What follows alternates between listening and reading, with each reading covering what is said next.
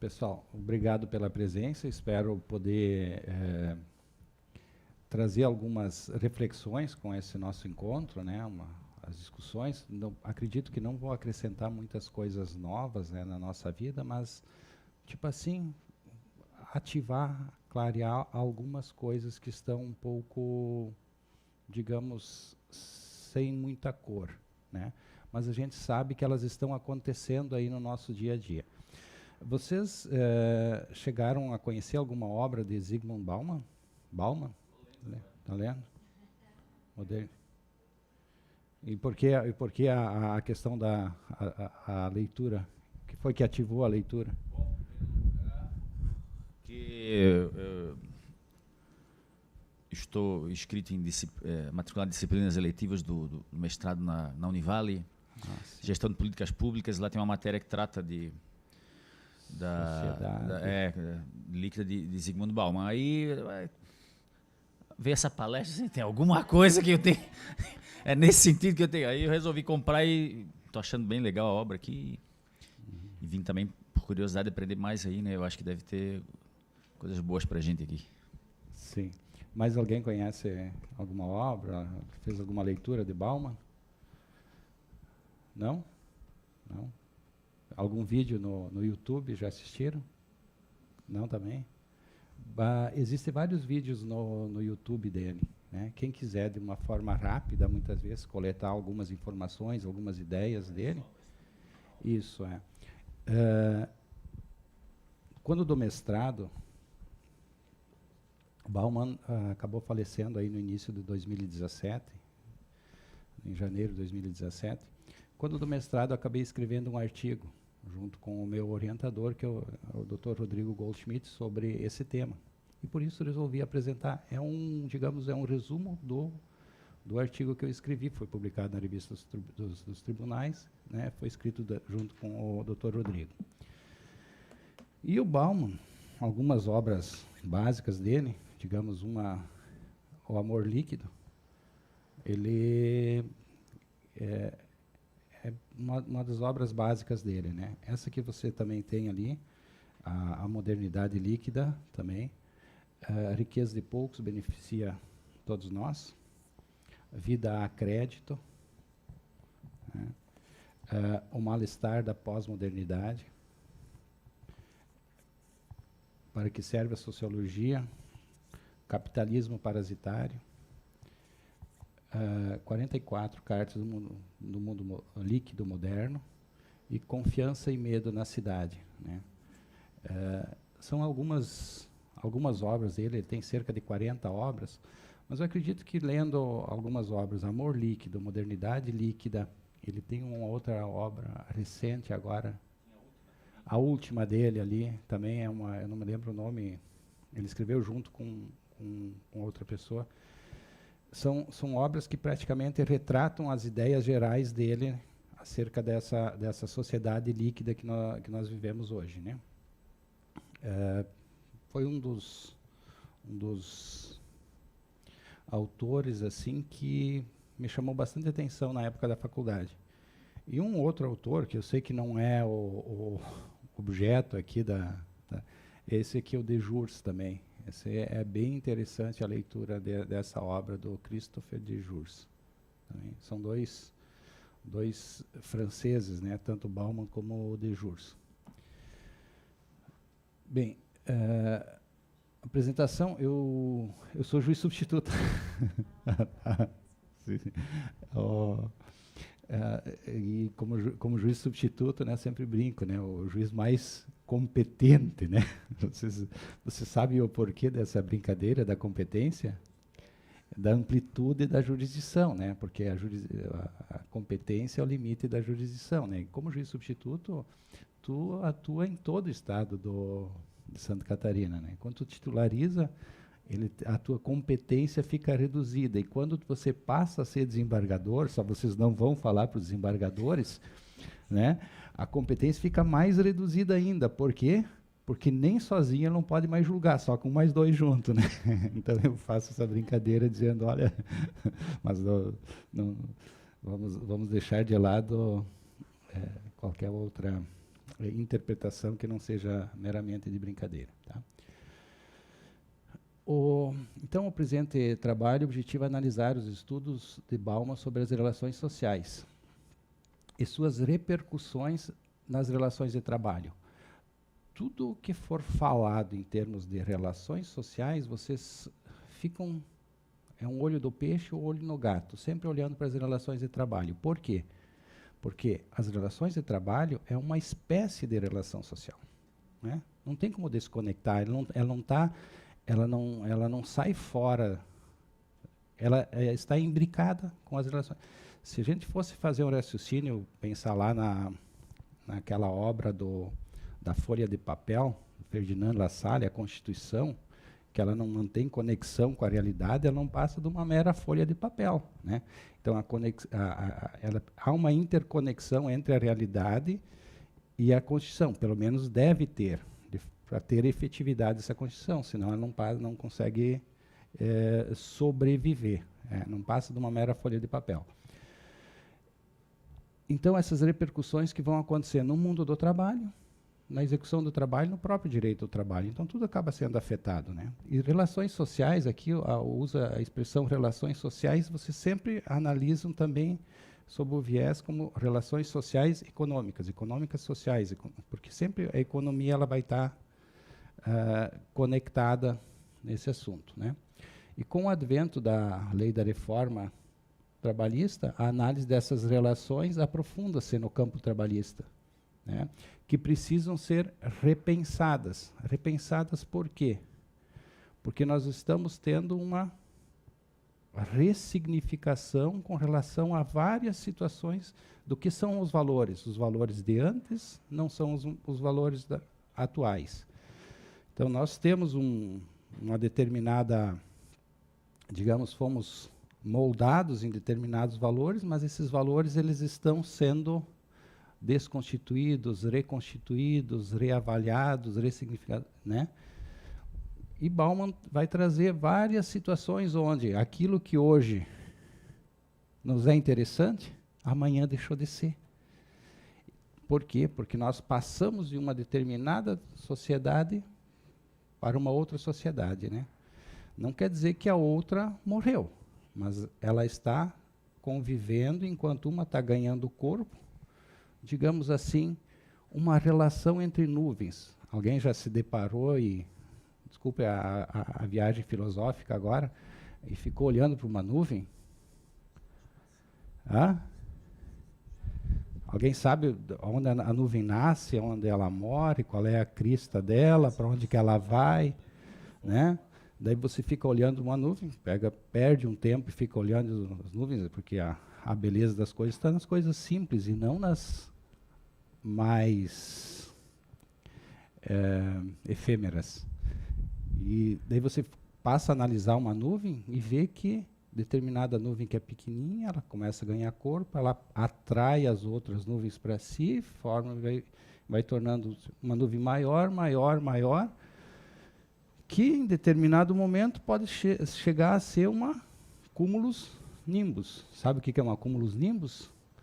É uma nuvem que até os aviões respeitam. Eles não passam por uma cúmulus nimbus, né, para evitar acontecer o que aconteceu com aquele avião que estava indo para a França e caiu lá no mar, né? E ela nasce, são coisas que nascem pequenininhas. Então, algumas coisas na nossa sociedade também, elas começam e acabam se encaminhando para um determinado lugar, de forma que o que parecia bom pode ser ruim depois, pode ser perigoso, pode ser, né? Algumas considerações, né? As relações de trabalho são espécies de relações sociais. Os valores que precisam ser repensados no atual momento são valores relativos à segurança, né? Nós tínhamos uma noção do que é segurança, né? O que é ordem e o que é liberdade. E também do que é trabalho. Qual era a nossa noção de trabalho até então? Qual era a principal relação de trabalho que permeia toda a nossa cabeça? A de emprego. dentro das relações de trabalho, nós temos diversas espécies. Trabalho autônomo, o avulso, o de emprego, o cooperativado, né? Qual é a principal relação de trabalho que nós temos na nossa cabeça, que foi construída na nossa cabeça? Relação de emprego. Essa relação de emprego hoje está morrendo. Essa nuvem. Qual é a nuvem que está ganhando corpo? Qual é a nuvem que está incorporando a relação de emprego? É o trabalho informal, né?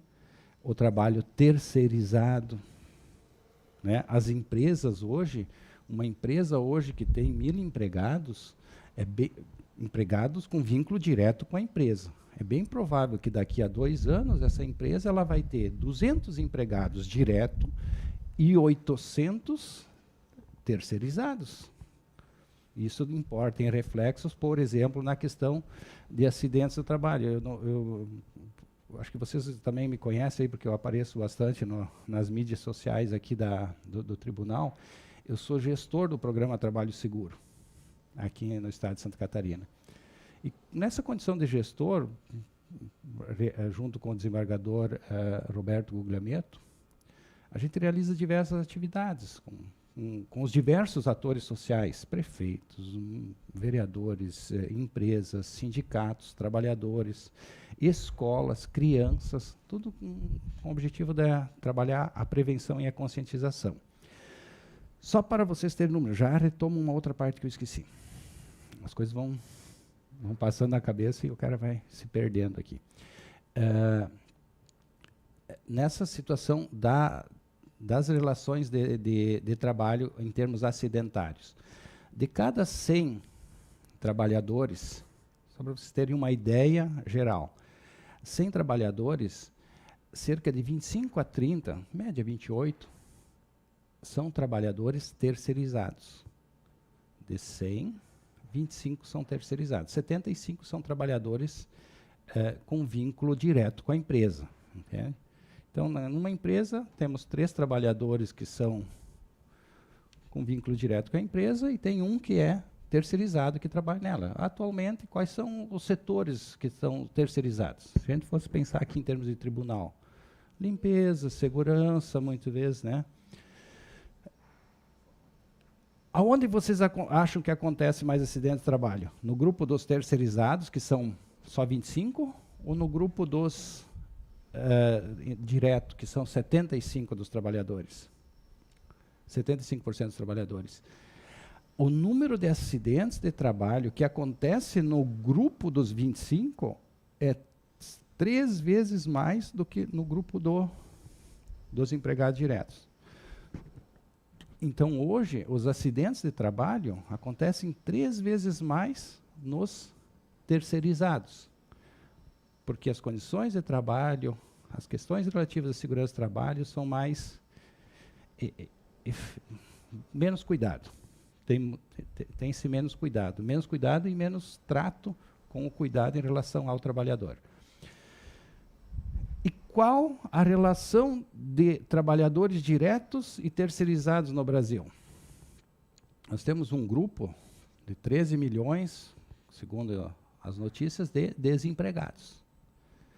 Esse mesmo grupo mesmo número do grupo de desempregados é praticamente o número de trabalhadores terceirizados no Brasil. Nós temos também um grupo e temos mais 40 milhões. Se a gente for pegar e coletar os números de todos, o Brasil tem uns 300 milhões de trabalhadores, mais ou menos, entende? Mas a gente sabe que não é, né?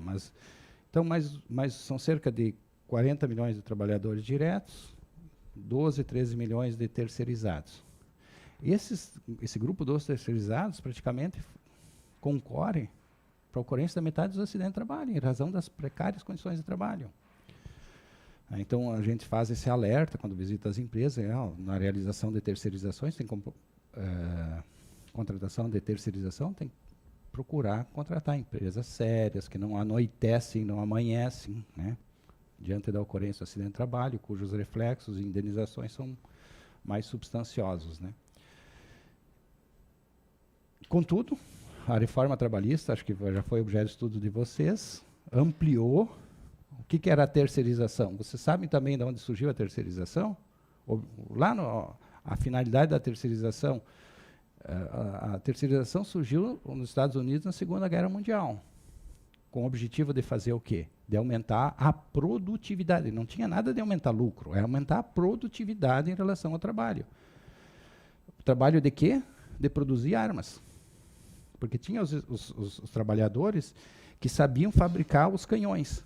E eles perdiam tempo em se deslocar para trazer o ferro, para fundir, para fazer o canhão. E daí o que acontece? Você contratou terceirizados para virem fazer o ferro, fazer isso, fazer aquilo, e deixar o cara que sabia fazer canhão, efetivamente só fazendo canhão, para produção, né? E essa tal da terceirização veio vindo, não tem tempo para contar isso. Chegou no Brasil, entrou de uma forma que veio mais ou menos, não veio naquele viés de aumentar a produtividade, mas sim de aumentar a lucratividade, de reduzir custos com o objetivo. E foi com esse viés que ele foi tomando corpo, né? Esperamos que agora, diante da reforma e dessa ampla e restrita terceirização, né, não se agrave os acidentes de trabalho, porque essa é a tendência. Talvez numa projeção daqui para frente, daqui a 5 anos, o grupo de trabalhadores empregados no Brasil seja 12 milhões, e o grupo de terceirizados sejam os 40 milhões. Essa é a sinalização do que está acontecendo. Isso aí vai ser o caminho. Algumas municipalidades, diante dessa possibilidade de ampla e restrita terceirização, o que estão fazendo?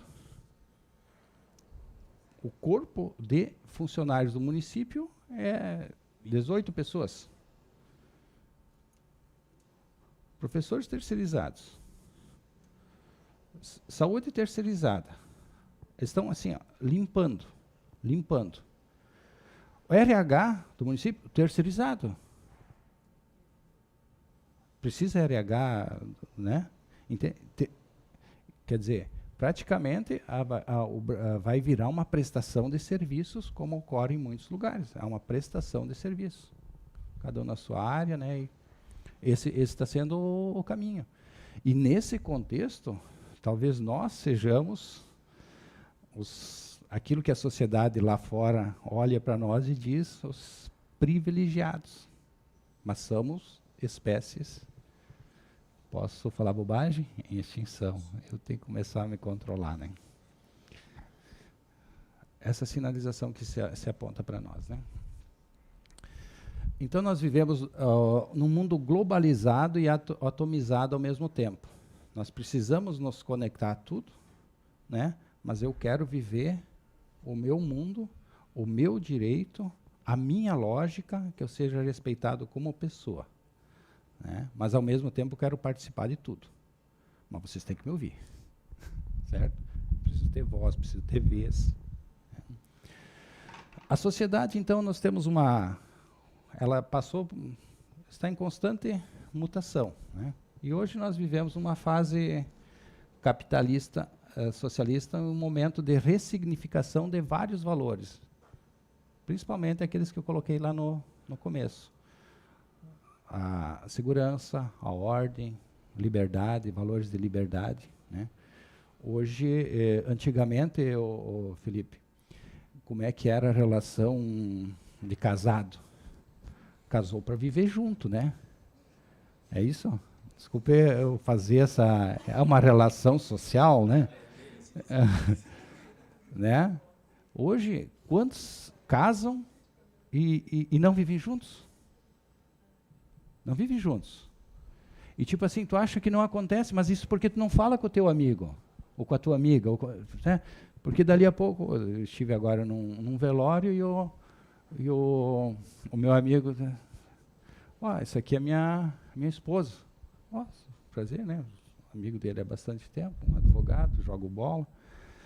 E ele diz assim, ó, ela mora em Timbé e eu moro em Criciúma. Eu disse, como é que é? Sim, mas são namorados, então? Não, nós somos casados. Somos casados. Somos casados. Não, e 20 anos. Não, 9 anos. Daí ela corrigiu ele. Não, 9 anos. 9 anos casados. 20 anos entre namoro e... Né? Mas tá ruim também, porque vai para lá, vem para cá, vai para lá, vem para cá. Mas qual era o valor do casamento? Casou para viver junto. Não era esse valor que você tem na cabeça? Hoje, casa-se não necessariamente para viver junto. Essa ressignificação que está acontecendo nessas relações está ocorrendo com nós. E o mundo do trabalho também está dentro desse marzão. Ou vocês viajam lá para as nuvens, a gente está naquela nuvem, ou viajamos todos lá para o mar também, né? Fazendo uma analogia do que no mar, o que a gente poderia fazer no mar, uma analogia? Marés, ondas, correntes e as suas influências, né?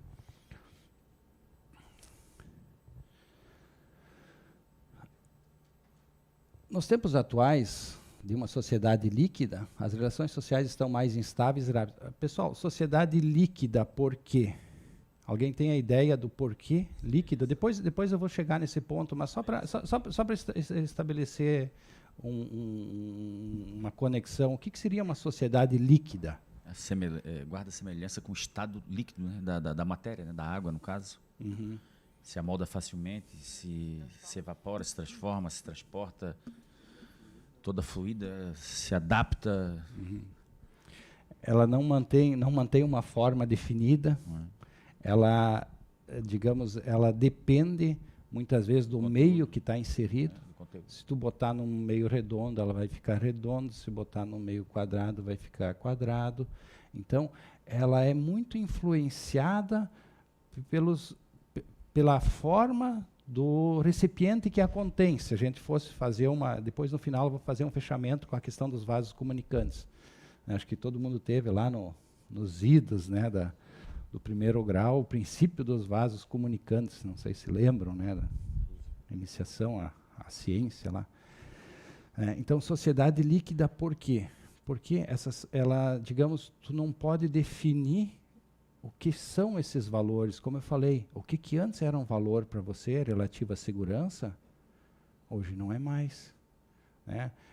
Vamos pegar assim até uma viagem de segurança. Antigamente, se eu tinha uma arma em casa, eu estava seguro, digamos assim. Né? Só que hoje,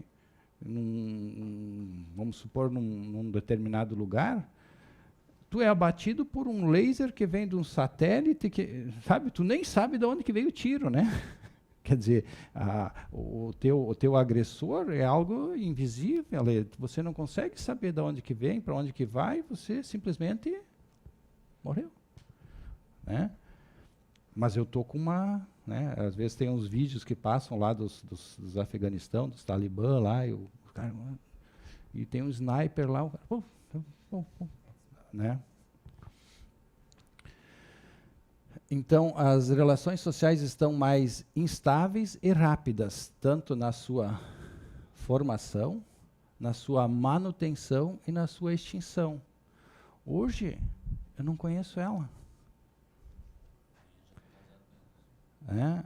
De noite nós trocamos umas figurinhas, né? E dá no que dá, né? Certo? Amanhã eu descubro que ela é do Vasco. Tchau pra ti. Entende? E não é por muita coisa. Eu me torno amigo por nada e desamigo por menos ainda. Né? As pessoas, então, as relações sociais, elas estão mais instáveis, inseguras, né? Rápidas, efêmeras, né? Sem valores. Né? Quem de vocês aqui me permite apontar para os mais velhos, né? Se me permite, acho que somos eu e você, né? No grupo dos 40, né? Né? O sobrenome é? Felipio. Felipio. Felipio, isso. Eu peguei um italiano. Mais ou menos. Eu queria encontrar um alemão daqueles. Porque qual é a história para tu se tornar amigo de um alemão antigamente? Qual era a lógica? Você sabe. Né? Ah? Não. Um alemão, tu conversava uma vez, tu conversava duas vezes, tu ia na missa, tu encontrava no futebol, tu encontrava na bodega, né? Ele se tornava amigo teu quando? Quando ele te convidava para tu ir na casa dele. Senão ele não era teu amigo. A relação não é assim, entendeu? A coisa não é assim. Hoje, as pessoas, tu tá com um rostinho bonitinho no Face, convida para amigo. 50, né? Depois vai ter um videozinho. 50 amigos num dia. Eu fiz 50 amigos num dia, né? Então, essas relações inseguras, instáveis, é a tônica do momento. E a gente, digamos, acha bonito, mas lá no nosso interior a gente está sentindo essa instabilidade, a gente está, digamos, pisando em ovos. Eu conheço ela, mas eu não sei se ela não é uma traficante. Mas é bonitinha. Mas é não sei o quê, e se apresenta não sei o quê, e se vem não sei o quê, né? Quer dizer, mas o que ela é? Não sei. Não sei se é alguma outra situação. Então, e ao mesmo tempo, muitos são excluídos dessas relações. Por quê? Porque não tem aqueles valores, aquela ressignificação que a gente, numa sociedade de consumidores, que a gente vai ver, e a gente acaba excluindo, né? Incorpora e muitas vezes de forma bem equivocada, como um recente evento, né, que aconteceu, né? Vive-se um contexto onde a rapidez das mudanças é tônica, obrigando o homem atual a conviver e adaptar-se com essa realidade, redimensionando alguns valores que até então imperavam, como a estabilidade e a segurança. Podemos passar. Tá. Outra coisa que nós temos também agora, olhando para o lado do... Nós vamos ter 3 olhos, mais ou menos. Uma é a questão das relações sociais, outra questão das relações de trabalho, e outra questão da política de governo, política governamental. Né? Então, sempre a gente vai estar com esses olhos assim. Em termos de produtividade, de trabalho, de produção, né? Há um tempo atrás, o que nós tínhamos as relações? Trabalho escravo, trabalho feudal, trabalho... Né, as diversas... Até que chegou num momento onde o trabalho industrial. Veio a máquina com a promessa de quê? De diminuir o trabalho. Diminuir a quantidade do trabalho. Nós estamos sendo iludidos desde a Revolução Industrial, né? Então, agora saiu do trabalho feudal, veio para um trabalho industrial, né? Só que daí tu passou a ter que produzir o Charlie Chaplin lá, né? Daí com relações, às vezes, fordistas, tayloristas, ou modo de produção assim, modo de produção assado. Daí viemos para um outro mundo, agora veio a internet para ajudar, agora vai facilitar, né? Daí, agora vivemos com a loucura do trabalho industrial, mais do trabalho da internet, que tu não consegue muitas vezes se desconectar, se desvincular, né? E a globalização ainda também, que veio para ajudar, mas só... A gente acaba só tomando, como diz lá no Rio Grande do Sul, talagaços com isso, né? Porque a parte boa da globalização a gente não aproveita e a parte ruim a gente tem que sustentar, né? E nesse contexto, esse livro Medo e Confiança da Cidade, aqui do Bauman, é interessante, né? Esse é um livro bem interessante, onde ele faz umas viagens assim de que nós estamos nos protegendo, achando que estamos protegidos, né? Mas daí, dali a pouco, a cara do outro, porque você tem barba, por característica muçulmana, tu é perigoso. Ou porque tu é negro, tu passa a ser perigoso. Ou porque tu é homem, para as mulheres passa a ser perigoso. Ou porque tu usa uma burca, passa a ser perigoso, né? Então a gente começa a criar estigmas, né? Daí medo e confiança na cidade. Ao mesmo tempo que tu vai para a cidade, tu se refugia em condomínios fechados, que logo esses condomínios acabam sendo envolvidos pela própria favela. As favelas acabam de tal forma que você, numa fase seguinte, para você acessar teu próprio condomínio, tu tem que ir com Hilux blindada, né? Como acontece no Rio de Janeiro, em alguns locais. E a fase seguinte, tu vai acessar o condomínio como? De helicóptero, né? Entendeu?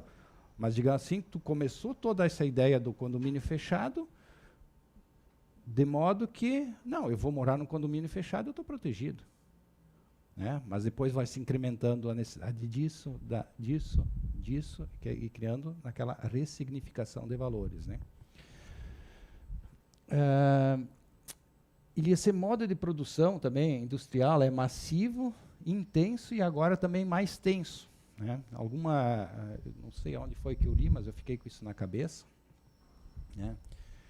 Que após a Segunda Guerra Mundial, a Guerra Fria, nós vivemos uma situação onde as pessoas passaram a ser mais, como diria, ansiosas. As pessoas incorporaram no modo de vida a ansiedade.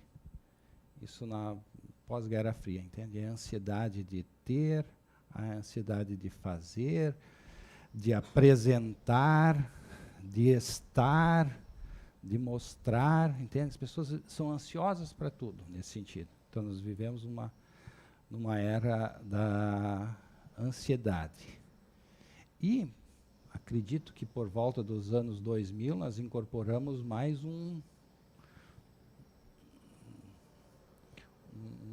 uma informação, essa com a internet e a globalização, né?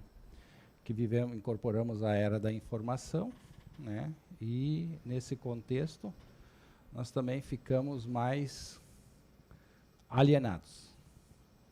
Então, a alienação é uma tônica, a ansiedade e a alienação são duas tônicas da atualidade, que nós, e digamos assim, acho que cada um de nós é vítima e opressor desses dois valores, né? Então, alienação por quê? Porque você precisa ter conhecimento de tudo, né? Você precisa saber de tudo, você está ansiosa em saber de tudo, tá? Então, você replica, você precisa mostrar para outro que você fez, né? Então, nós vivemos uma sociedade que está muito ansiosa e está ao mesmo tempo alienada. Por quê? Porque daí eu publico, eu fiz a minha parte, eu assinei a petição lá para fazer mudar a lei. Faça você a sua, faça não sei o quê, e daí ficar replicando coisas que nem sabe se efetivamente são ou não são. Ou se você tem poder para isso, ou tem. E ao mesmo tempo também viramos solidários, sabe aquele falso solidário, morreu teu pai, meus sentimentos aí, realmente sim, é uma coisa muito triste na vida. O cara não tem nenhum sentimento, né? Tu não escorre nenhuma lágrima a mais, mas nós somos solidários. O nosso sentimento, digamos, ele não existe, é frio, mas eu tenho que ser solidário. Eu me solidarizo em todos os grupos, né? Eu também preciso dar bom dia nos grupos, né? Porque, assim, eu estou vivo, né? Eu estou vivo, não, e o bom dia sei lá, eu estou sozinho, pessoal. Bom dia! Mas eu também quero estar conectado com todo mundo, né? Então, são duas palavras que também me chamaram a atenção nessa nossa modernidade, né? Nós vivemos um mundo mais ansiosos e conforme essa ansiedade ela vai progredindo, nós podemos chegar numa fase lá das doenças, dos transtornos mentais. Nós saímos da fase da ansiedade e vamos lá, o ponteiro lá do outro lado, que é da depressão profunda, né? A depressão profunda é o momento que a ansiedade adquire. A ansiedade que é depressão ansiosa, né? Ela decorre da ansiedade. A pessoa chega num... Bum, que ela deprime. Porque é tão coisa, não tem um efeito, não tem uma causa, mas a não, ansiedade é tão grande, não, ela não cai. existe uma causa. Ela, digamos assim, ela se É o auto-envenena. É o excesso, vai, aquele negócio vai entrando, tem Ela uma hora vai, que ela vai. ela chega no limite, ela cai. Então, me permitem fazer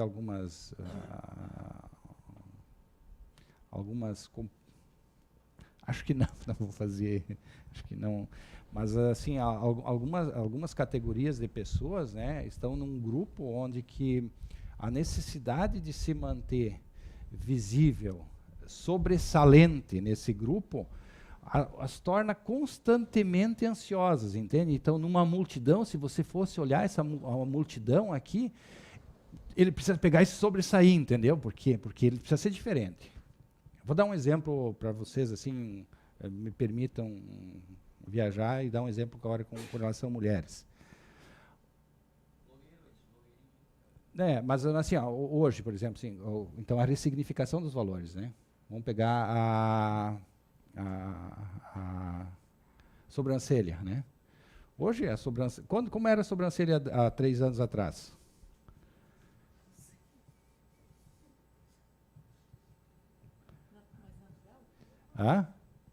Não, mais natural, tal e tal, né? Entende? É claro, não é aquela sobrancelha taturana, né?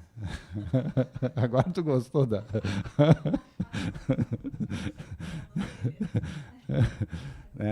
Mas o que acontece? São coisas que você precisa, e daí, digamos, hoje a moda é qual tipo de sobrancelha? Não, desenhado, tá. Mas esse valor dessa sobrancelha desenhada, vocês mulheres podem me ajudar mais, ele logo vai estar ressignificado. Entendeu?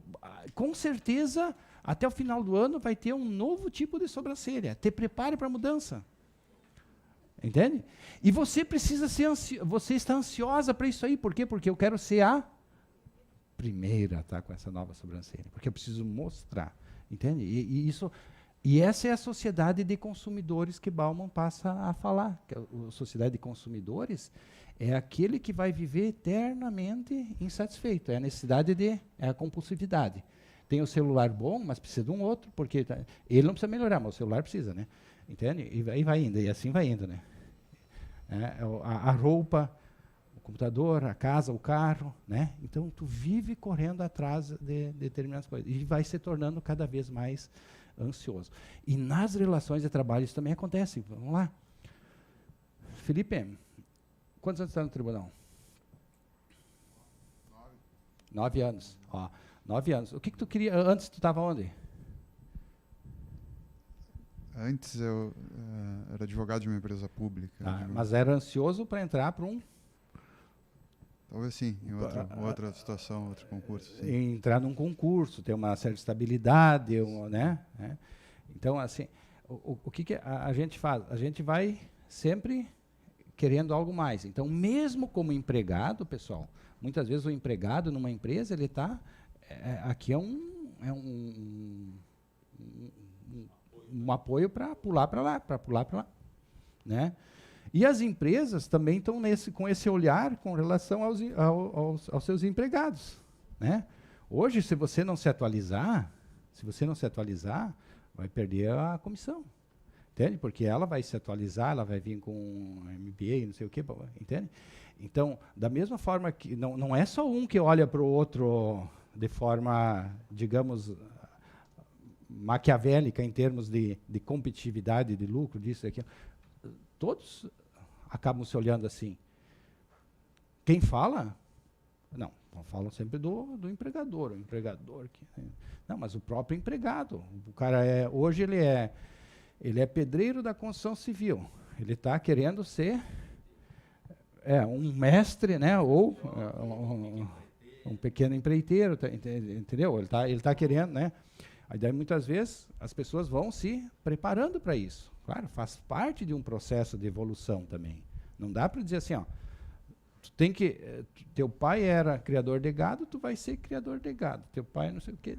Não. Hoje, cada dia mais, as pessoas não estão sendo o que eram nas fases antigamente. Antigamente, nós tínhamos uma sociedade sólida, cujos valores eram outros, relativos à segurança, relativos ao trabalho, relativos à ordem, relativos à liberdade. Hoje, nós estamos num outro mundo, uma sociedade líquida, cujos valores estão sendo ressignificados constantemente. Né?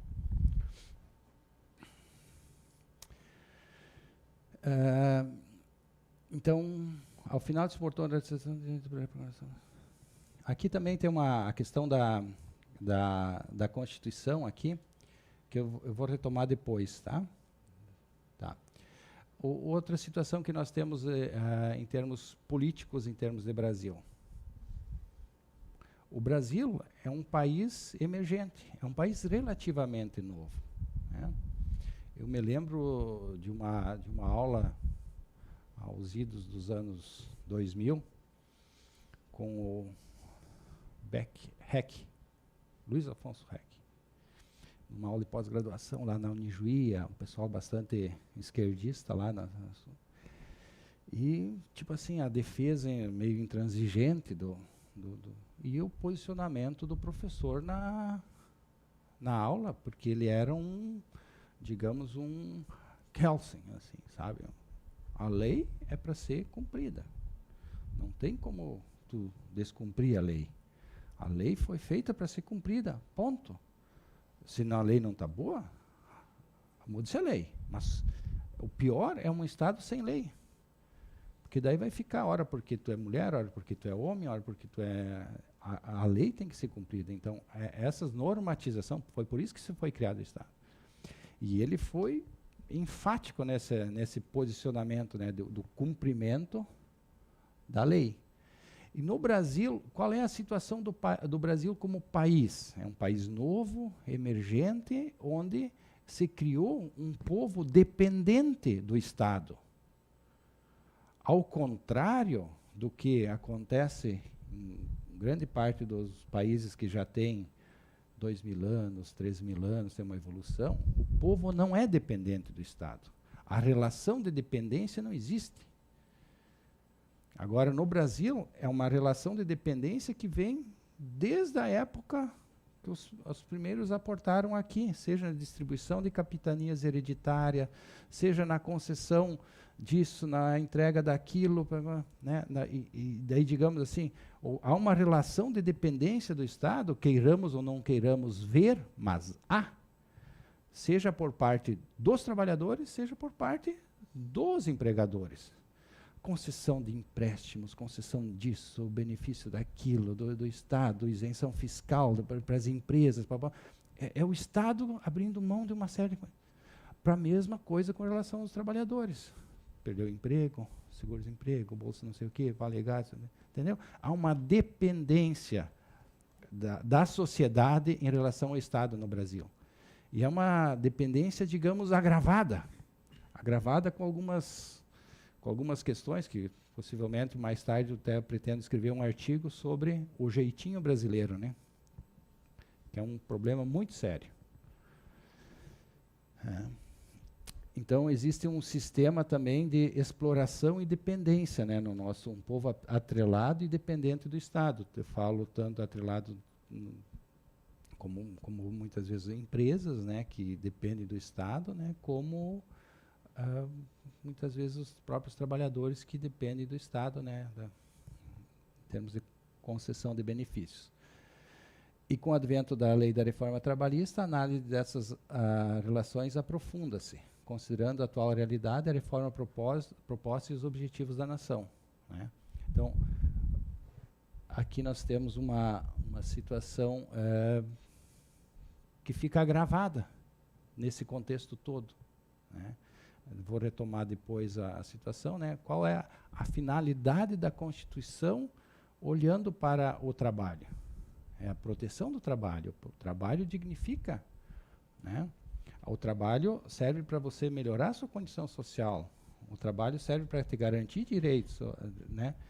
E o objetivo lá no artigo 7º é do trabalho que os direitos relativos ao trabalho eles devem visar além dessa melhoria, eles não podem ser retraídos, suprimidos, né? Não pode ter uma retração desses direitos. Foi nessa direção que o Constituinte apontou quando da criação da Constituição. E agora, com a reforma trabalhista, nós tivemos um viés que o legislador deu as costas para a Constituição e apontou para o lado contrário. Olha, vamos para lá. Né? E nós estamos, né, então até trago aqui nos slides, que nós tivemos algo positivo na Constituição em relação ao trabalho, aos direitos do trabalhador, que foi o alavancamento de inúmeros direitos relativos ao trabalho e à proteção do trabalhador a nível constitucional, né, com o advento da Constituição de 88, e agora nós tivemos um rebaixamento, né, uma retração com relação a inúmeros desses direitos. Então, aqui algumas considerações. Bauman afirma que o capitalismo ele destaca-se por criar problemas e não por apresentar soluções. É um sistema parasitário. Aqui tem um livro aqui, acho que esse aqui, ó, Capitalismo Parasitário. Né? O que significa um capitalismo parasitário? Vocês conhecem alguma relação parasitária na natureza? Tem da Urquim.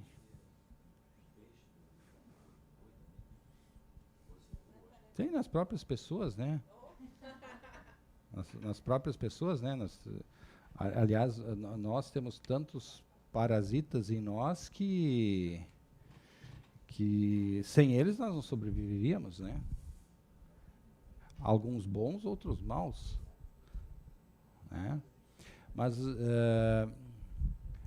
de regra, um parasita, a palavra parasita é aquele que explora de forma desproporcional, irregular, gravosa o seu hospedeiro, né? Então, digamos assim, algumas lógicas para nós ficar no lado econômico e não entrar no lado orgânico, né? E de repente vulgarmente chamado de vermes, né? Não entrarmos nisso aí. Ficarmos só no lado econômico, né? O sistema capitalista, qual era a lógica do banco? Vou pegar de novo, vou precisar me socorrer das pessoas mais antigas. Tem cara de ser parceiro nessa empreitada. Sim ou não? Bem, nos anos 80, mais ou menos, quem era um bom cliente do banco? Quem não devia, né?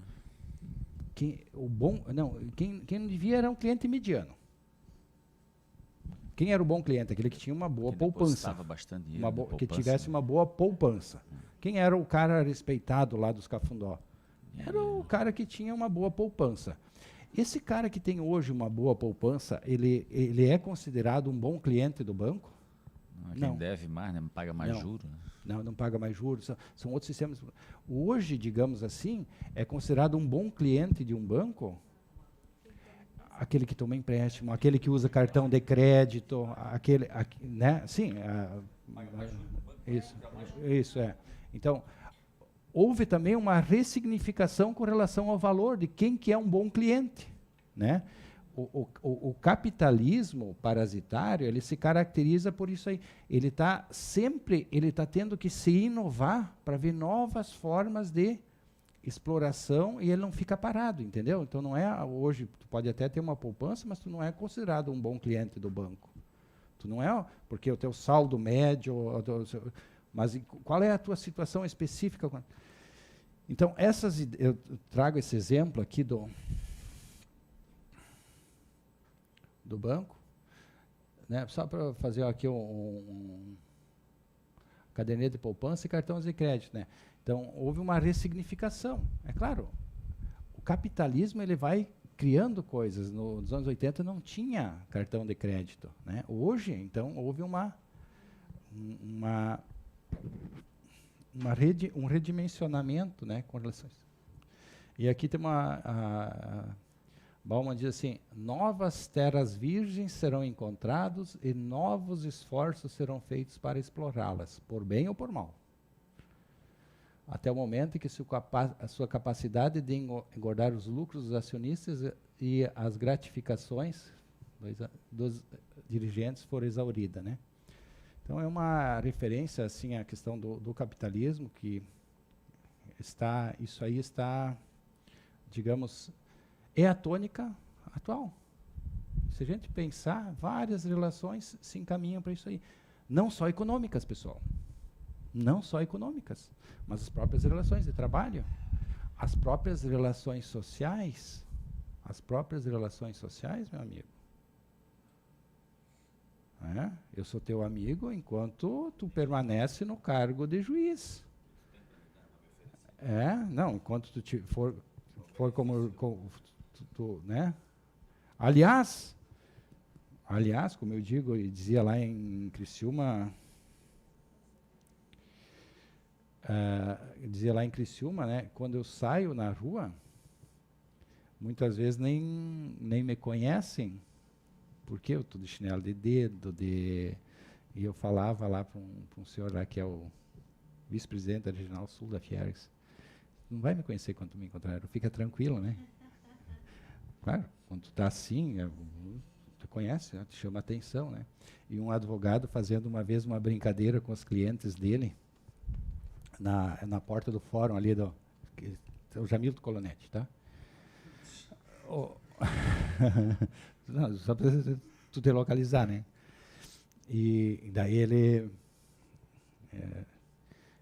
com uns 4 clientes assim, sentado na entrada do fórum, ele dizia assim: quem é esse que entrou aqui? O cara entrou de gravata, tá, então. Esse é um advogado. Esse é um advogado. E daí entraram uns 4, 5, né, tudo de gravata. O cara pega e vem, se apresenta, procura se apresentar bonitinho, né? E daí indo trabalhar lá, eu ia trabalhar de forma bem... E chegou o momento que eu entrei. Quem é esse aí? Esse deve ser deve estar passando por aqui, né? Tipo assim, esse é o faxineiro. Porque as pessoas fazem muita avaliação pela aparência, né? Aparência. E essa avaliação pela aparência, ela repercute até onde? Até onde? Agora, não, nós temos que ser honestos, né? Até na questão da foto que eu vou colocar no Face, né? Porque eu tenho que passar um filtro aqui, um pouco lá, um pouco, entendeu, né? Só para nós vermos até onde nós temos essa situação, né? Vamos ver aqui. Então, analisando a sociedade moderna, nos últimos tempos, Bauman divide a sociedade em 2 tipos. Uma sociedade sólida e uma sociedade líquida. Nós estamos fechando o ciclo da sociedade sólida. Remanescem poucos dessa sociedade sólida. Nós estamos indo para uma sociedade líquida.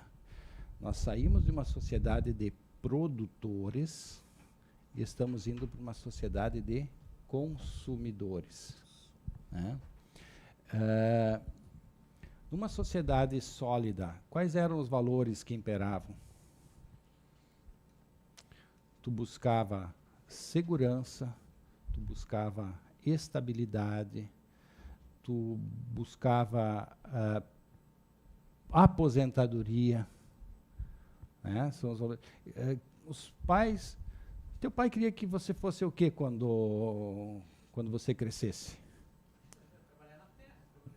Trabalhar na terra. Advogado. Advogado? Quando crescesse? Não, é que o pai não se mete muito quando é mulher, né? É mais com homem, né? Mas na minha época, a mãe queria que eu fosse professor. Por quê? Porque era professor, né? E mas o top da época era ser funcionário do Banco do Brasil. Não sei se é da época de vocês ou não tem muitos amigos que eram. Por quê? Por quê? Tinha estabilidade no emprego, tinha um bom salário, tinha um status, tinha uma aposentadoria boa, tinha acesso à ABB, que era um clube mais chique da cidade, né? Mesmo em cidades pequenas, né? Mas era o clube mais, digamos, o top da época era a ABB. Né? Então, essa era uma sociedade que era orientada para esses valores de segurança, de estabilidade, pensava a longo prazo. Hoje, pessoal, vocês já inventaram de conversar com os filhos de vocês? Aqueles que têm 7, 8 anos, o que quer ser?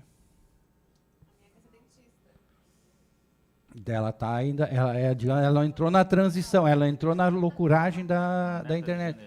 Porque astronauta, boa, mas poucos, né, que se encaminham para essa opção, né, mas ela tem, digamos, um viés bastante científico na cabeça dela, viu? Vale a pena incentivar. Eu primeiro queria ser missionário para catequizar os índios, né? Catequizar os índios, não sei, acho que é coisa de coroinha, né? Ou coisas de influência da igreja. Depois fazer oceanografia, pesquisa, ciência, cientista. Inclusive fiz um protótipo de um avião que conseguia voltar no tempo, porque ele precisava consumir a matéria antes. Então tem toda uma lógica lá. Eu precisava derrubar uma lei, uma determinada lei para... O protótipo continua na cabeça, né? Mas na época acabei sendo professor, fiz ciência e matemática, né? Sou professor alfabetizador também. E mais tarde fui bancário por um tempo, depois me encaminhei para o lado do direito e daí fui advogado, auditor do Tribunal de Contas e outras. Acabei passando para a Polícia Federal, não fui agente, escrivão, delegado, não fui assumir, né? Não queria levar tiro. Mas então era aquela história, né? Os nossos pais nos influenciaram para nós irmos para uns valores de segurança. Hoje as crianças querem ser o quê? Grande parte delas, eu quero ter a minha empresa, eu quero fazer o meu joguinho na internet que eu vou ganhar dinheiro, tal e tal. Mesmo que esse joguinho, ele, digamos, de um dia para o outro, se tu pegar os adolescentes ali, os mais intelectualzinhos que já usam óculos, né? Porque as crianças estão usando óculos desde os 10 anos hoje, né? Antigamente, a nossa geração, você começava a usar óculos de que data? 30, 40 anos. Vocês viram o que está acontecendo hoje? Crianças de 10 a 20 anos que estão sem óculos, tu conta nos dedos. Por que isso? Quem planta, colhe, né? Mas as crianças de hoje, então, assim, eles já estão num patamar que eles não estão pensando em se aposentar. Eles querem aquela coisa que os projete, né? Nem que ele caia no dia seguinte. Mas é a história, assim, começam a observar, assim, essas relações nesse sentido, né? Eu quero ser uma profissão tradicional. Aliás, dizem que advogado é profissão em extinção, né?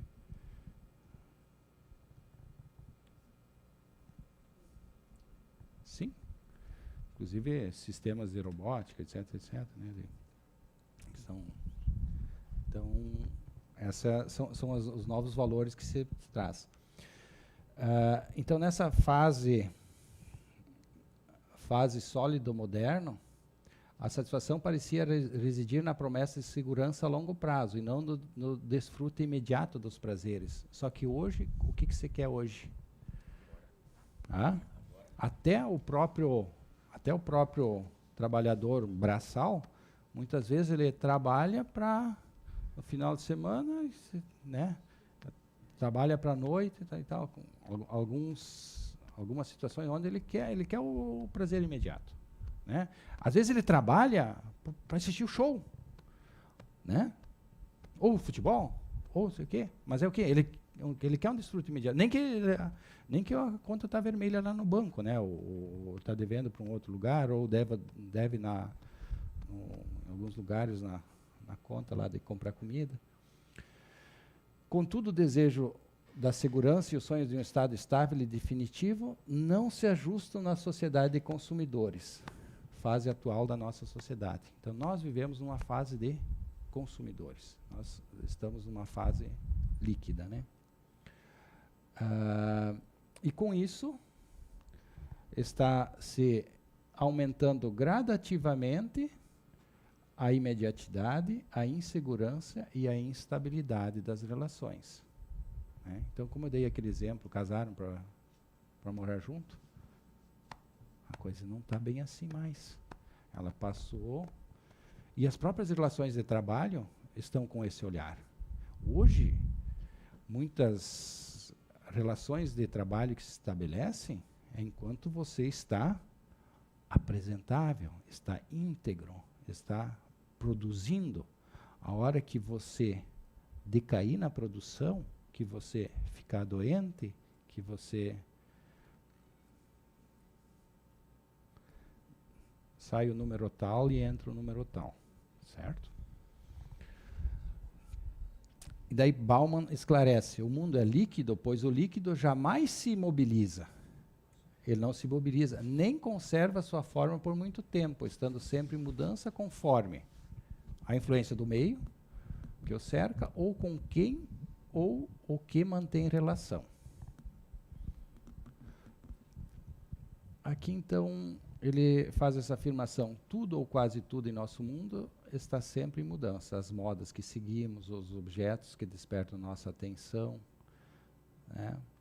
As coisas que sonhamos ou tememos, aquelas que desejamos ou odiamos, as que nos enchem de desesperança e de aflição. Né? Tudo o que nos dá esperança hoje pode ser objeto de aflição no futuro. O que nos dá medo hoje pode não nos dar medo no futuro. E assim estamos caminhando nessa insegurança. A insegurança passa a ser a tônica do dia a dia. A cada dia, portas são abertas e fechadas.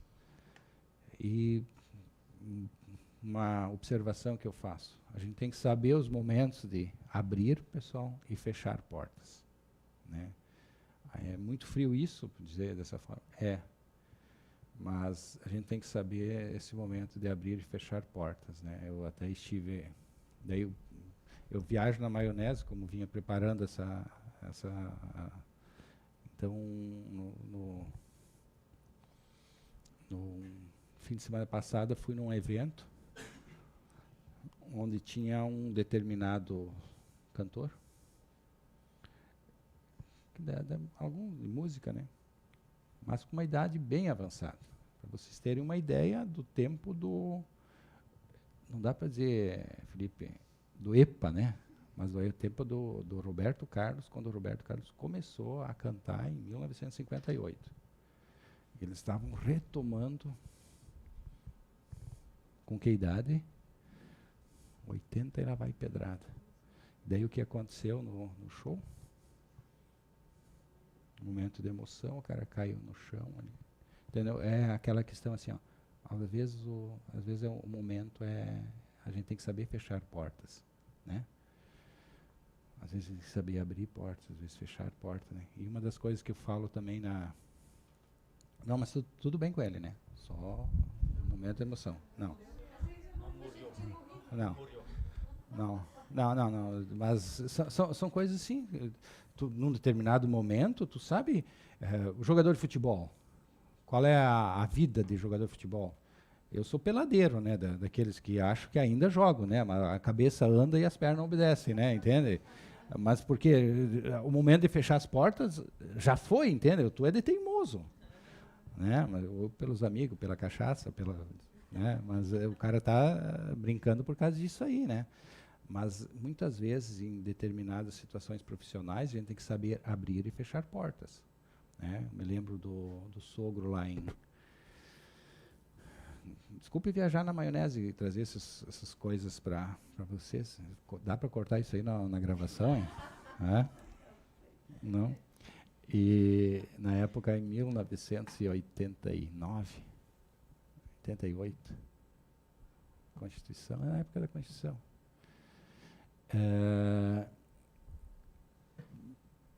11 meses do ano, a criação de porco dava prejuízo. Um mês dava lucro. Né? Muitas vezes falava assim, pô, a gente tem que pegar e parar de criar porco nesses meses aqui e preparar tudo para vender na época do boom, né? Que era a questão do lucro, porque do outro tempo tu trabalhava só para... tu não fechava, tu não conseguia cobrir os custos, entende? E era uma relação fácil de fazer a conta, de fechar a conta na época, né? Porque eu fui criador de porco também, tá? E fácil que fechar a conta. Qual era a lógica da conta que se fazia? 5 a 6 quilos do preço da ração tinham que cobrir o preço da carne, do quilo de porco, tinha que cobrir 5 ou 6 quilos. O que dava 7 ou 8 seria o lucro. Se não cobria, era prejuízo. Daí quando o milho aumentava bastante, o farelo de soja aumentava. Daí tinha épocas que, às vezes, passava criando porco a 3 quilos. Metade do prejuízo, né? E me lembro uma vez que a venda do quilo do porco pagou 16 quilos de ração, para ter uma ideia. Como era bom. Mas é aquela história, saber fazer essas avaliações, abrir e fechar portas. Nesse contexto, muitas vezes as próprias relações de trabalho na condição de empregado. Tu vai continuar trabalhando numa determinada situação que tu está tendo um desgaste maior do que... Né? Por quê, pessoal? Por quê? E a gente não faz essa reflexão. Quantas vidas você tem? Uma. Se você não cuidar da tua vida, não vai ser os outros que vão cuidar. O primeiro a ter que cuidar é você. A mesma coisa com relação às empresas, né? As empresas, conforme a contingência econômica, tem que saber, é o momento de reduzir custos. E pode chegar o momento de ter que fechar. Né? Vai continuar batendo, defendendo. Por quê? Né? Então, as relações estão também se tornando mais frias. É uma realidade. É uma realidade. A questão, elas estão... Uma relação que está modificada. Aquela história do alemão para tu ir na casa dele. É uma coisa, é um processo, tá, e tal. Hoje não, me torno amigo dela de agora para agora, né? Mas nem sei quem é ela. As relações estão muito frias. E daí temos que dormir com...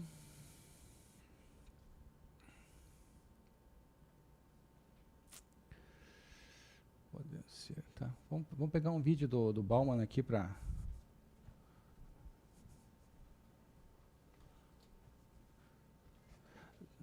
Depois vocês podem...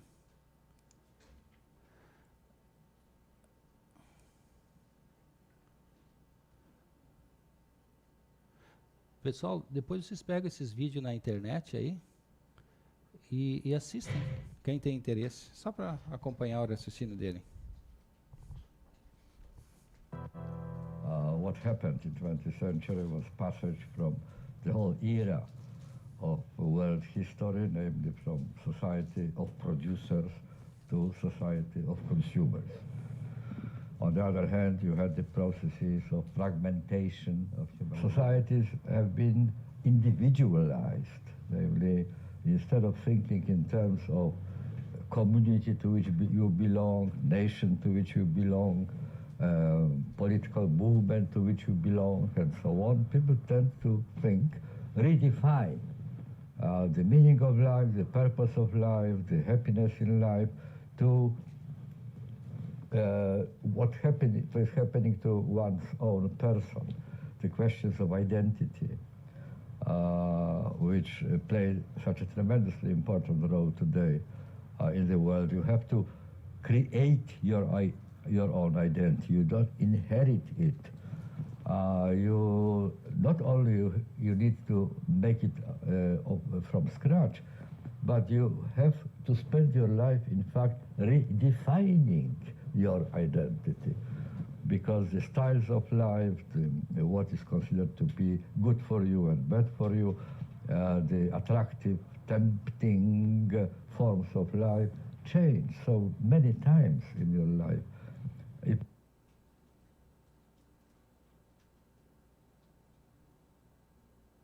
One addict of Facebook confided in me, not confided, he actually boasted to me that he made 500 friends in one day.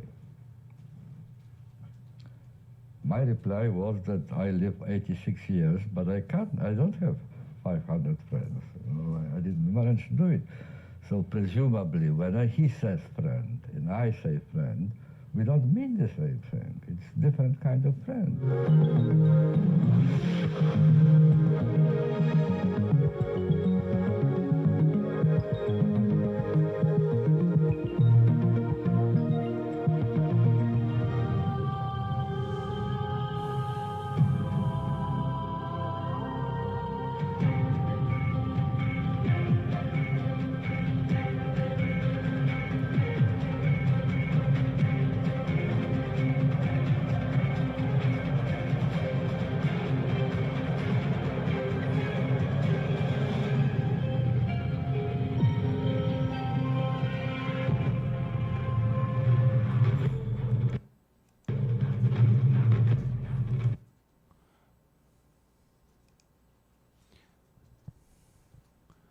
Bem, pessoal, então essa questão do vídeo aqui, eu só trouxe esse vídeo porque vocês vão encontrar vários vídeos dele na internet, né? Quem se interessar por esse assunto, acho bem interessante que pode acessar de uma forma rápida, né? Nesse mundo rápido que a gente vive, né? E fazer tirar algumas conclusões, né?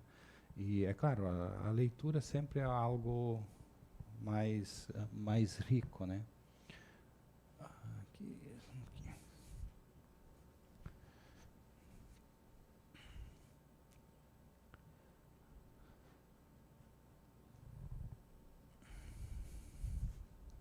Pois é, o rapaz fala, né?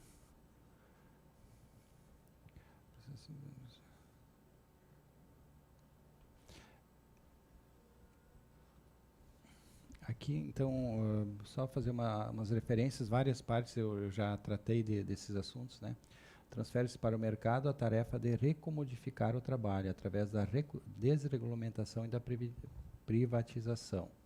Existe ainda uma preferência entre os empregadores por empregados flutuantes, descomprometidos, flexíveis, generalistas e, em última instância, descartáveis, do tipo pau para toda obra, em vez de especializados e submetidos a um treinamento estritamente focalizado. Então ele traz um exemplo também lá do Vale do Silício, que é uma região mais rica, né, dos Estados Unidos. E naquele local lá, você, para ser trabalhador, tem que estar assim, ser o mais especializado de tudo. Você não pode ser mulher em época, pode ficar aqui, digamos, com capacidade de engravidar, e etc, entendeu? Você tem que ser aquele empregado que é totalmente, né, ou a gente está indo para aqueles empregados extremamente, né, da vala comum, e poucos estritamente especializados, né? Ademais, interessa ao empregador ou empregado chateação zero. E o que é o empregado de chateação zero? Não é o que não incomoda, não é só não incomodar, é aquele que também faz tudo, entendeu? Que ele assume todas as atividades, que ele esteja sempre disponível. Então, para quem é esse empregador? Isso aí, muitas vezes, a gente vê nas nossas próprias relações também isso aí acontecer, né? Quantas vezes, né, para a gente conseguir estar em determinado local, determinado lugar, a gente não precisa se dedicar, fazer e correr atrás da máquina, né? Então, impregna todas as relações, né? E daí ele diz assim, tá, mas e como a gente consegue, talvez, reduzir esses problemas? Qual seria a lógica para reduzir isso aqui? Porque está tudo na questão de ser ágil, de ser produtivo, rápido, né? Daí ele diz assim, ó, o que nós temos? Então, isso aí eu só coloquei para vocês terem essa condição de pesquisa. Até interessante fazer depois, no teu trabalho, leva em consideração, busca isso aqui lá em Amor Líquido, em alguma página ali vai estar isso aí. Liberdade, diferença e solidariedade são os 3 valores. Aprender a respeitar a liberdade, aprender a respeitar a questão da própria diferença, que as pessoas são diferentes entre si, que as pessoas necessitam muitas vezes de tratamentos diferentes, né? E resgatar os valores da solidariedade, né? Os empregados não podem ser, as pessoas, elas não se despem da condição de pessoa quando são empregados. elas continuam com seus amores, com as suas emoções, né? E elas precisam viver com isso, porque a gente, não adianta, a gente não é cachorro, a gente não é máquina. Nós precisamos ser respeitados como pessoas, né? A gente não consegue sair agora porque eu passei a ser juiz, eu deixei de ser gente, né? Como muitas vezes, talvez, alguns pensam, né, que você não tem emoções, você não sente necessidades, você não precisa interagir na sociedade, você tem que ser isolado, você tem que ser uma ilha. Pessoal, eu não quero ser juiz para, digamos, ser, vou usar a expressão de gaúcho, né, mas podado, vamos ficar na palavra podado, que mantém uma conotação bem próxima, né, do meu direito de ser pessoa, de ser gente. E muitas vezes as pessoas vêm e falam como se fossem paladinos da justiça, paladinos da seriedade, da honestidade, né, dizendo algumas bobagens acerca das pessoas. E nesse mundo onde todo mundo quer falar o que quer e não quer ouvir, desrespeitando aquela lei máxima de Deus, sabe qual é a lei máxima de Deus? Que a lei da natureza. Né? Deus nos deu duas orelhas e uma boca.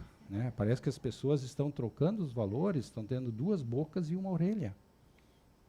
Né? Esse é um processo natural que nós temos. Por que nós temos duas orelhas? Por que nós temos uma boca? O que nós estamos vendo numa sociedade onde as pessoas estão trocando os valores. A orelha está virando boca e a boca está virando orelha. Avaliem. Desculpe a baixa. E a realidade brasileira? A normatização constitucional e a lei da reforma. Isso também eu já toquei no assunto. A Constituição elevou, na época, em 88, vários direitos em nível constitucional e disse para o legislador ordinário. E o legislador constituinte, ele tem mais poder do que o legislador ordinário. O legislador ordinário, observe os ditames da Constituição e com relação ao trabalho, à proteção, à dignidade da pessoa humana, siga essas diretrizes aqui. Tivemos agora digamos, um refluxo, talvez, não é 180 graus, mas talvez essa mudança de direção, ela tenha ocorrido em um determinado 80 graus, 90 graus. E vocês, vai ser uma pergunta para vocês olhando, qual é o desenho que se mostra para o futuro? Essa mudança vai continuar? Quem serão os próximos atingidos? Quem está na fila? Já pensaram? Já pensaram? Viu? Vocês já pensaram quem está na fila? Já fizeram essa reflexão? Mas eu digo assim, não é só olharmos para nós, mas olharmos em todo esse contingente que está por aí. E não adianta, nós não vivemos num mundo... Eu não vivo num mundo onde eu posso entrar na bolha e sair da bolha, como dei o exemplo, medo da cidade ali, onde eu vou morar num condomínio, porque hoje eu posso acessar o condomínio, tem calçamento, tem asfalto, acesso bonitinho lá. Amanhã eu vou precisar de uma caminhonete blindada, porque eu preciso que todos estejamos bem na sociedade. Todos nós estejamos bem, não basta eu estar bem. Todos precisam estar bem. E nesse contexto é o resgate lá da palavra solidariedade para trabalhar com a liberdade, com a diferença. Eu preciso respeitar a tua diferença, a tua liberdade e ser solidário também. Porque eu sou solidário quando? Quando as coisas me interessam. Né? Quando defendem o meu viés, né? Então, são reflexões que ficam. Né? Então, a lei ela veio... lá no artigo 7º, né, melhoria da sua condição social. Por que isso? E não podendo sofrer retração ou retrocesso. No entanto, não foi isso que aconteceu. E qual foi a justificativa de todo o desenho dessa mudança? O cenário político objetivou diminuir o Estado, ampliando privatizações. Vai começar esse processo agora. Tá? Vocês vão ver o filme logo vai passar esse filme, tá? Desregulamentar e flexibilizar as relações de trabalho, quer dizer, flexibiliza algumas normas que eram mais rígidas e desregulamenta, disse assim, ó, deixa a própria relação vai trabalhar ela. Nesse contexto, a reforma foi inserida como um elemento útil para essa finalidade, bem como em nível particular, aumentar o quê? A competitividade das empresas, modernizar a legislação trabalhista, aumentar o número de empregos, etc, etc, etc. Né? Foi isso que foi apresentado para nós. De tudo isso aí, passados 2 anos, tempo curto, vamos ser honestos também. Mas o que a gente viu? Pouca coisa, nada. Né? Do que foi... Aumentou a competitividade, modernizou a legislação trabalhista, aumentou o nível de emprego, que foi a maior promessa na época, a maior justificativa? Não. Alguns pontos da reforma, então aqui nós temos várias situações, né? Prevalência negociada sobre o legislado, limitação do poder da Justiça do Trabalho, dizer o direito, limitação das indenizações das reclamatórias trabalhistas, a questão do dano moral, terceirização ilimitada, aumento de contratos precários, os intermitentes, os autônomos, tempo parcial, flexibilização da jornada com reflexos na remuneração, né? A redução salarial por acordo, a redução da remuneração parcelas indenizatória, que não refletem na previdência e não levam para futuros benefícios, alterações das normas que garantiam maiores direitos ao trabalhador relativo à segurança. Aqui vai ter mais um outro filme nos próximos dias, né? Está tendo um processo agora houve uma promessa em termos de reduzir a burocracia, né? Aqui é um outro.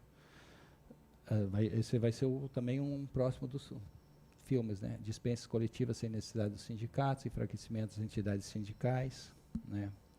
Conclusão. A liquidez das relações sociais afeta as relações de trabalho, pois essas são parte daquelas, compondo um todo que se comunica de modo permanente, a exemplo de um sistema de vasos comunicantes. Vocês lembram o desenho dos vasos comunicantes? Um mais gordo, um mais magro, mais alto, mais baixo e tal, né? Então, mesmo tu pode encher lá num cantinho, né? Que num momento, aqui em si, um determinado vaso aqui, ele vai encher mais rápido, o outro lá está enchendo devagarzinho, mas lá, quando vai se estabilizar, todos eles vão se estabilizar no mesmo nível. É uma situação que está acontecendo e que está fazendo com que haja uma necessidade de redimensionamento, tanto na relação capital quanto na relação trabalho. Porque o capital também sofreu esse influxo, essa globalização, essa competitividade. Em determinado momento, está afetando e vai afetar, talvez de forma mais gravosa, as relações de trabalho. Com aqueles problemas que eu até falei, a questão do aumento do trabalho terceirizado, a questão da informalidade, questões relativas à previdência, questão relativa a benefícios, né? A gente não sabe quais vão ser os limites desse processo. O que se pode concluir, pessoal, que ao contrário do que muitos de nós pensamos, esse processo está começando e não terminando. Esse processo está começando. E para a gente talvez conseguir ter uma visão desse contexto, a gente vai ter que se afastar um pouquinho mais da onde se está inserido para ter uma visão mais global, né?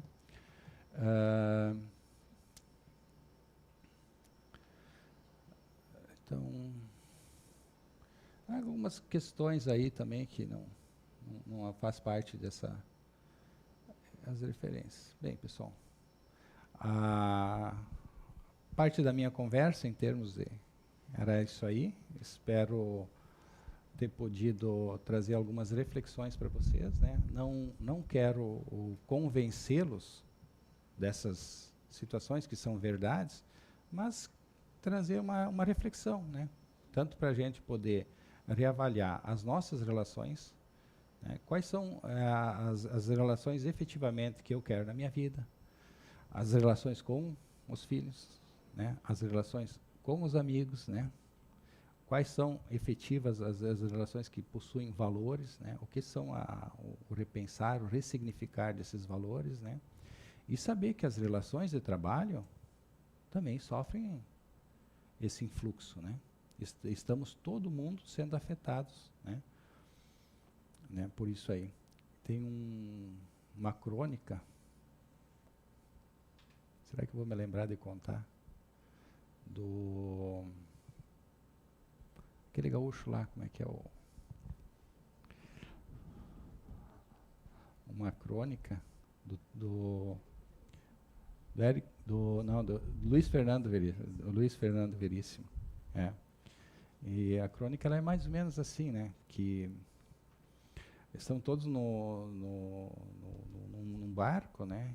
E o destino de todos vai ser o mesmo, né? Mas chegou um momento que acabou os víveres, né? As comidas, tal e tal. E daí, tipo, quem vai ser sacrificado primeiro, né? E daí se começa na discussão, né? Primeiro vai ser os mais gordinhos. Por quê? Porque eu tô fazendo, eu não me lembro da crônica, mas eu estou tentando contar para vocês o espírito da crônica. Primeiro os mais gordinhos, por quê? Porque matando de repente 2, a gente não precisa matar 3 os outros, né? Entendeu?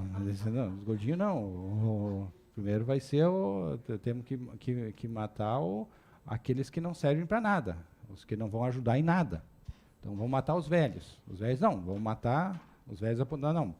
Temos que matar as crianças, porque as crianças que não servem nada. Daí as crianças, não, mas nós temos que matar as mulheres, porque as mulheres não sei o quê, entendeu? E um apontando para o outro, né? E daí eu chegar, tem que matar, enfim, quem não podia matar era o cozinheiro, mas chegaram lá até, né, porque ele era o cara que ia fazer comida. O resultado ficou nessa discussão até que todo mundo acabou sendo comido pelos tubarões, né? Então, afundou o barco estava, né, à deriva, tal e tal. Quer dizer, não sei em que altura nós estamos aí, né? Mas existe muito apontar o dedo para um, apontar o dedo para outro, né, e tal, e está faltando talvez aquela situação que o Bauman fala, né, do terceiro elemento, que é a solidariedade, né? Que é uma palavra que consta na nossa Constituição e precisa ser efetivamente resgatado, seja nas relações entre patrão e empregado, seja nas relações sabe? Por quê? Porque a gente também só tem uma vida e nasceu para ser feliz, né? Pessoal, obrigado.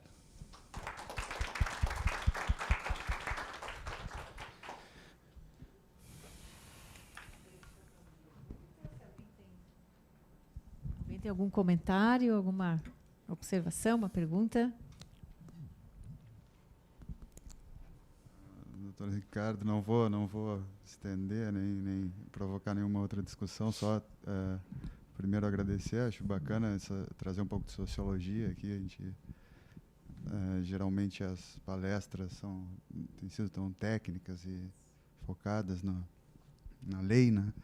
Mas só um acréscimo aí para reflexão, não é nenhum questionamento, também algo que eu acho relacionado com essa teoria do Bauman, dessa liquidez das relações sociais, essa sociedade tão fluida em que as relações são fugazes e vão e vêm tão rápido, né?